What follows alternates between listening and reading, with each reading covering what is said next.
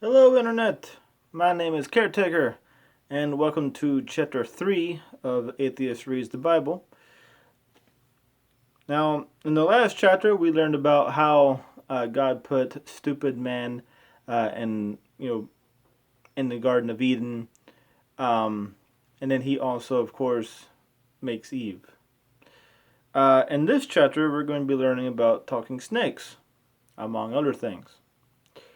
And then, one of our biggest talking points at the end of all this is going to be the mention of the flaming sword that it does mention in verse 24. But we'll get to all that in a moment. Welcome to my channel. As I said, I am Caretaker, and I'll be taking care of you here today. We're going to go straight on into it, and looks like we've got about 24 verses to go through, so let's get started.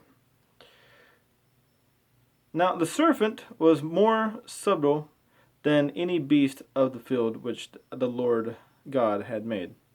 And he said unto the woman, Ye hath God said, Ye shall not eat of every tree of the garden?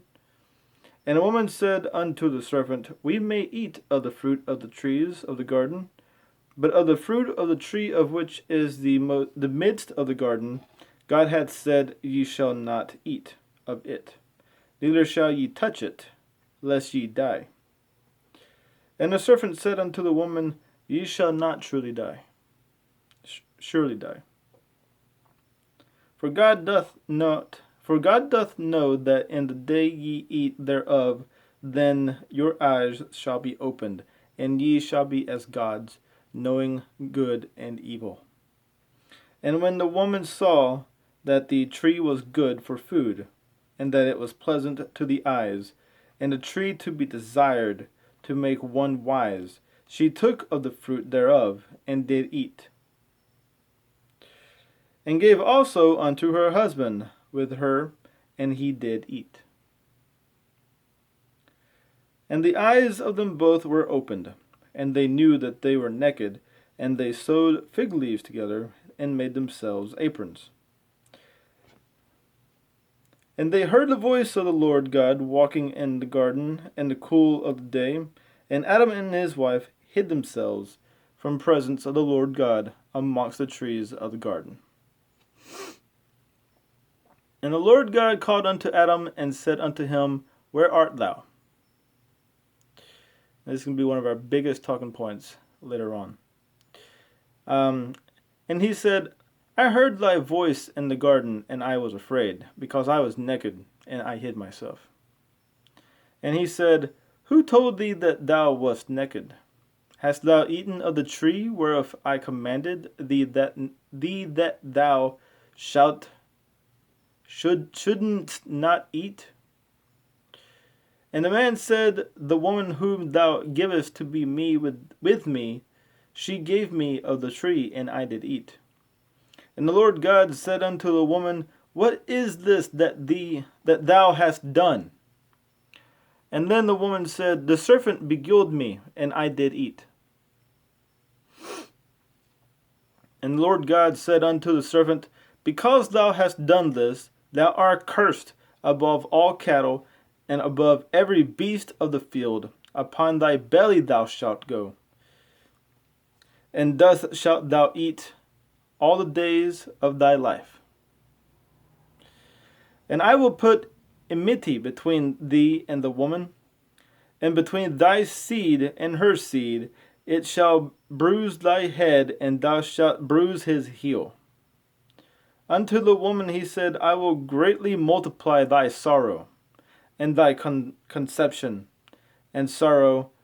Thou shalt bring forth children, and desire shall be to thy husband, and he shall rule over thee.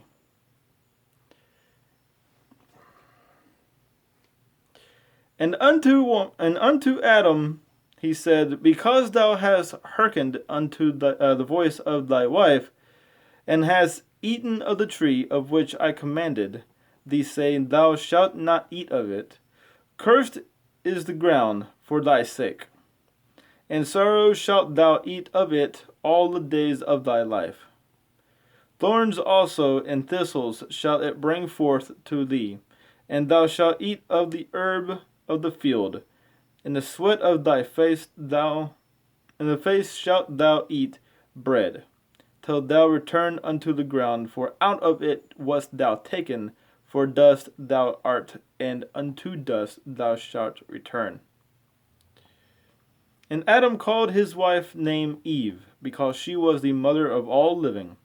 Unto Adam also and to his wife did the Lord God make coats of skin, and clothe them.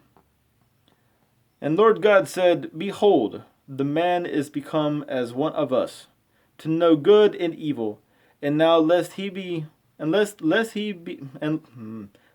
put forth his hand and take also of the tree of life and eat and live forever. Therefore the Lord God sent him forth from the Garden of Eden to till the ground from whence he was taken. So he drove out the man, and he placed at the east of the Garden of Eden cherubims, and a flaming sword which turned every way, to keep thee away of the tree of life. Alright, we are now on chapter 4, which of course will be in the next video.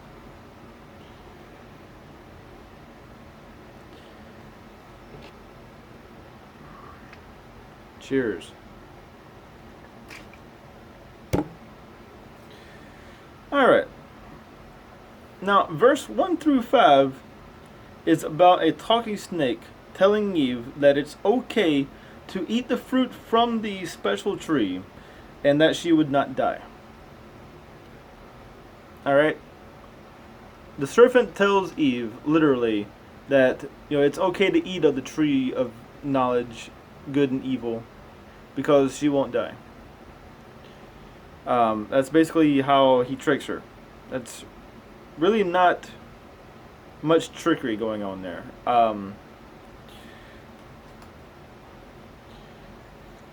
The question that pops up is, how would the snake know this? How would the snake know, the serpent know, that it'd be okay for Eve and Adam to eat from the tree and not die? How would the snake know? There's only two possibilities that I can come up with, and do feel free to talk about it in comments, and I'd like to hear your opinion on this. But one way that the snake would know would be if God himself told the snake.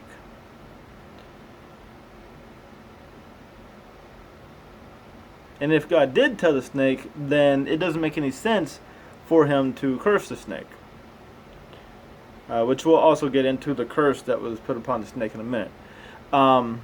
The only other possibility is that the snake has tested this on other creatures in the garden. Perhaps even itself. I mean, after all, it is a talking snake, so maybe it ate from the fruit as well. But it doesn't actually say that the snake was kicked out of the garden. It says it's cursed, but it doesn't really say that he was kicked out. So which I guess maybe it's a possibility they kicked the snake out, but still, my point remains the same, and that is simply that the snake had no possible way of knowing this about the fruit unless it itself was told about it from God himself. So, I mean, just some food for thought there. God would have told the snake, and that in itself is just messed up. Now, let's see here. Verse 8 through 9, God's going through the garden, and he's looking for Adam and Eve, and he's calling out to Adam, and he doesn't really let on that he knows anything other than, hey, where's my boy at? An all-knowing, all-seeing, all-powerful God has no idea where Adam is and has to call out to him. Literally had no idea where he was. Literally had no idea that he ate from the tree. And until Adam tells him that they ate from the tree because they felt naked, and that's why they hid themselves. But you should not be able to hide yourself from an all-powerful God, all-knowing God, all-seeing God. all hearing too, I'd imagine. That's what God's supposed to be, right? This all-powerful being, knows everything, sees everything, hears everything, knows what you're doing every single second of the day. Alright, so we'll move on. Again, feel free to talk about it in the comments. Verse 10 and 11, God did not know that Eve spoke to the snake. And of course, like I said, God also did not know that they ate from the fruit of the tree. Which we moved over that just the last one, but that's actually verse 10 through 11 is where that goes on. But still the same thing, all-powerful, all-knowing, all-seeing, all-hearing God should have been able to know these things and should have been able to handle it appropriately. Should have been able to stop it before it happened, unless he wanted it to happen. I think that's the thing right there. Is he should have been able to stop it, and he did not stop it. He did not even know about it. How can you call God all-powerful, all-knowing, all-seeing, unless he can actually do these things? But even in this, the evidence that you people use so much, your God is clearly showing that he is not these things. He is not all-powerful. He is not all-knowing, all-seeing. He is not these things. He's showing it clearly in your own book.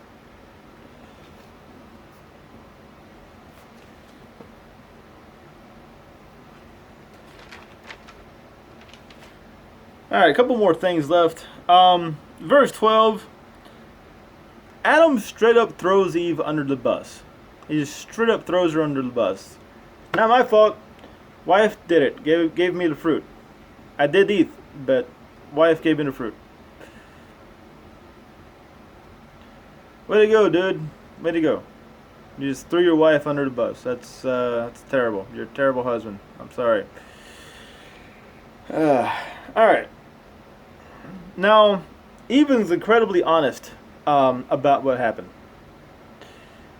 She straight up tells God, she says, she admits, that she was beguiled by the snake, and she ate the fruit because the snake said it was okay. The serpent said that it was okay, and she ate the fruit. She gave Adam a piece of the fruit too. She didn't really even trick Adam. She just here's some fruit, and they ate.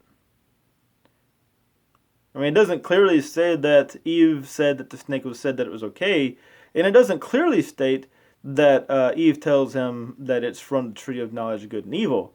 But I would say that it is implied, because it does state that she gave him the fruit and then he did eat. But yeah, she's being very honest.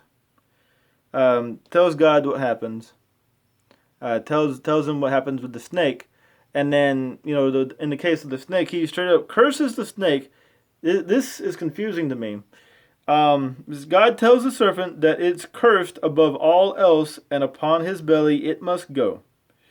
Now, my point is that he's telling the snake to be a snake.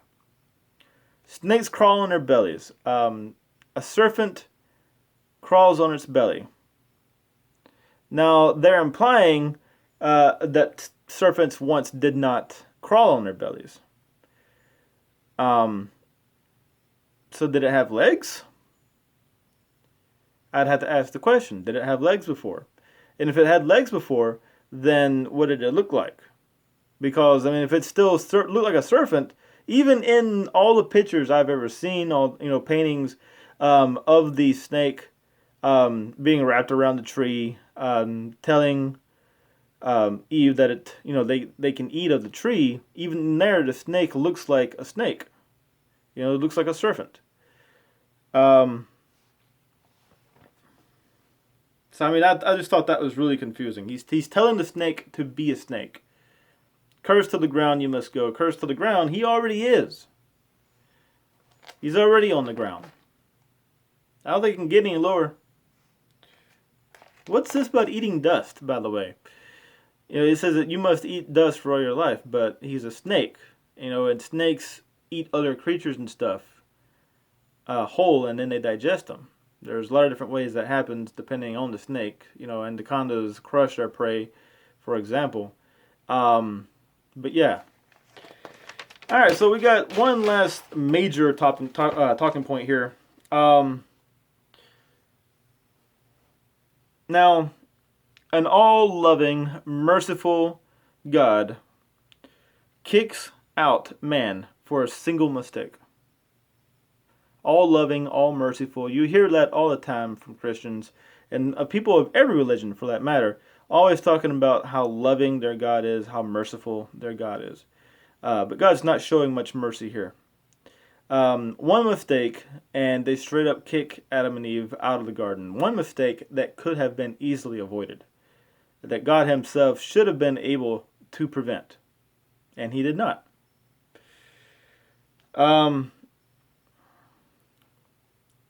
And this is all done because they ate from the fruit from the tree that looked pleasant and delicious. The fruit looked delicious.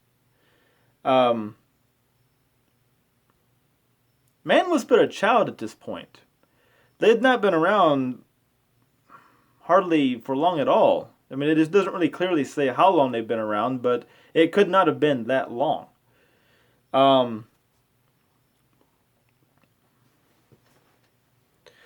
It's a new being with no experience. Eve herself was never even told by God not to eat the fruit. Adam would have had to relay that to her. And it doesn't really clearly say that, they do. But, I mean, she does know about it, so it's implied that Adam did relay that to her. But still,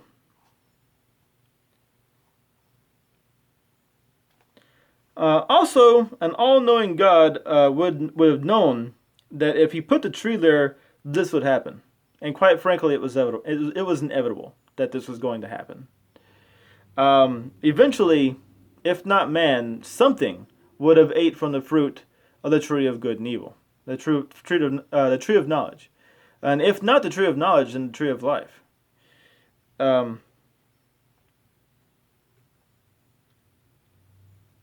Now, one question that definitely does arise with God being able to create the entire universe and everything, specifically Earth, though it seems he has a special heart for, but an all-powerful, all-knowing God would have known that this most likely was going to happen, and he should have been able to foresee it, being all-knowing and all, and he should have been able to put the tree somewhere else where it would be safe, like perhaps even a whole other planet.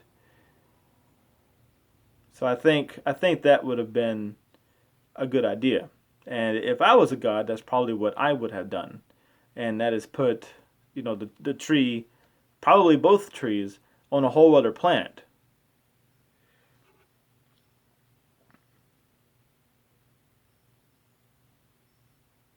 If it's so special. At least God closed them before kicking them out of the garden. So I mean that was good of him, I guess. But then God puts a cherubims. Excuse me, cherubims. They're angels. I looked them up. They're angels. It's basically saying that he put a guards at the entrance. I'm guessing of the garden. It does state that he puts them at the east end. But then he goes and puts a flaming sword to guard the tree of life. He doesn't even put one at the tree of knowledge of good and evil. He just puts one at the tree of life because he doesn't want man becoming immortal, basically. Because it did state that if they ate from the tree of life, then they would be ever living, basically. I forget the exact words used, but that's basically what it states, that they would live forever. And they would basically be as gods. But the flaming sword that he puts to guard a tree of life, and it says that it turns every way. I mean, what even is that? What even is that? And if it's so special, these trees, then why didn't he do that beforehand? He has all these creatures, man included. Any of them could have been stupid enough at any point to take from the tree of life or the tree of knowing, the tree of knowledge, good and evil, and did this. Any other creature could have been, tricked by the serpent. But no, that's not what happened. With these trees being so special, and God being all powerful, all knowing, merciful, he should have placed that guards at the two trees long beforehand. I would honestly go as far as to saying that he should have put them there before he even made the creatures that he made. That would have been the safest thing to do. That would have guaranteed that nothing happened. Instead, he lets things play out. He makes no obvious attempt of preventing any of this that happens. And there's not a whole lot of explanations for why he would do this. The only one that I can really figure is that he did this on purpose. And that in itself is messed up.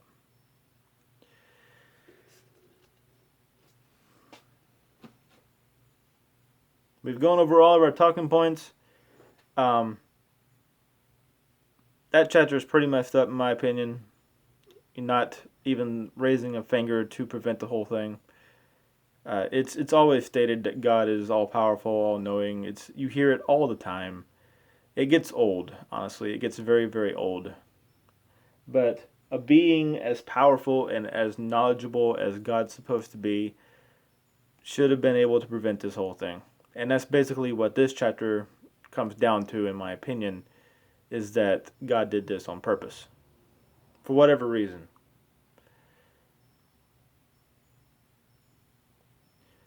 Alright, we are at 21 minutes, and I guess it's time to wrap this video up.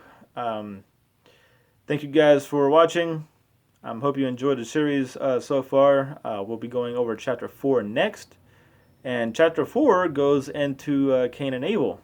I read a little bit ahead to see what was going to go on. So that's going to be very interesting. Those of you who are Supernatural fans, I think you'll be interested to hear that chapter. See what the Bible actually has to say about what went down between Cain and Abel. We'll take a look and see how closely the show Supernatural got it. I look forward to that. It's going to be interesting. Alright, so once again, my name is Caretaker. If you enjoyed this video, please like and share, and feel free to subscribe. I appreciate it.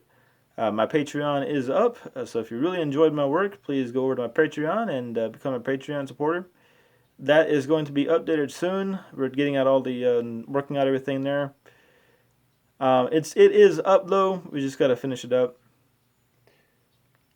I appreciate all of you for watching my video today, and break the silence, question everything.